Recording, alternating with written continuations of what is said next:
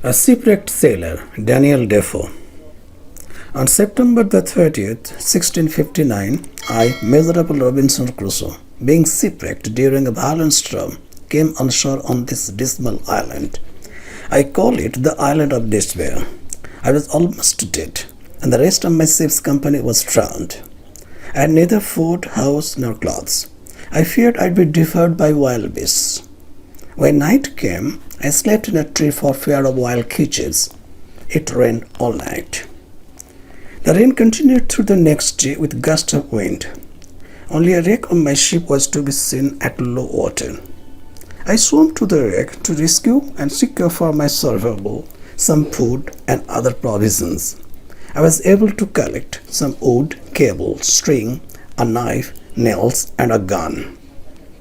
I also collected a hammock and some canvas with which I made a tent.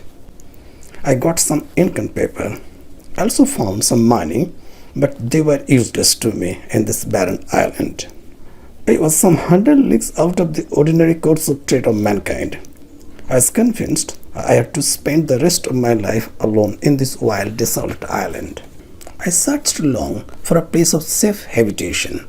I found a little plain on the side of a rising hill. On the rocky wall of the hill, there was a hollow place worn in like the entrance to a cave. On the flat of the green, just before this hollow, I resolved to pitch my tent. I cut the wood I collected into sticks. I dropped them into the ground in a semicircle around my tent. The sticks stood 6 inches apart from each other. I put the cables I had rescued from the ship around the sticks in the manner of a fence. I used a short ladder to go over the fence. Once in, I withdrew the ladder after me so that I was completely fortified against the world outside. Into this tent, I brought all my stores and provisions. After I had been on this island for 10 or 12 days, it occurred to me that I would lose the measure of time. This was because I had neither watch nor calendar. To prevent this, I cut with my knife upon a large post the date of my landing. I put a notch with my knife for every day. After a long spell of rain, I saw some fair weather around the 7th of November. I spent the next couple of days making small wood boxes to keep my provisions dry from the rain. Among the things I rescued from the ship, there was a small bag of corns meant for poultry feed. Most of it had been devoured by rats. I saw nothing but husk and dust in the bag. I emptied the contents outside my wall. This was a little time before the great rains. A month later, I discovered green stalks shooting out of the ground. I was astonished to discover it was perfect barley. By the June of 1660, I had gained security of food and shelter. In the same month, I developed a high fever and lay weak and thirsty. I recovered around the 30th and gradually felt stronger than the day before. On the 15th of July, I took a more particular survey of the island. Around 2 miles off, I found a brook with pleasant meadows by its bank, plain, smooth, and covered by grass.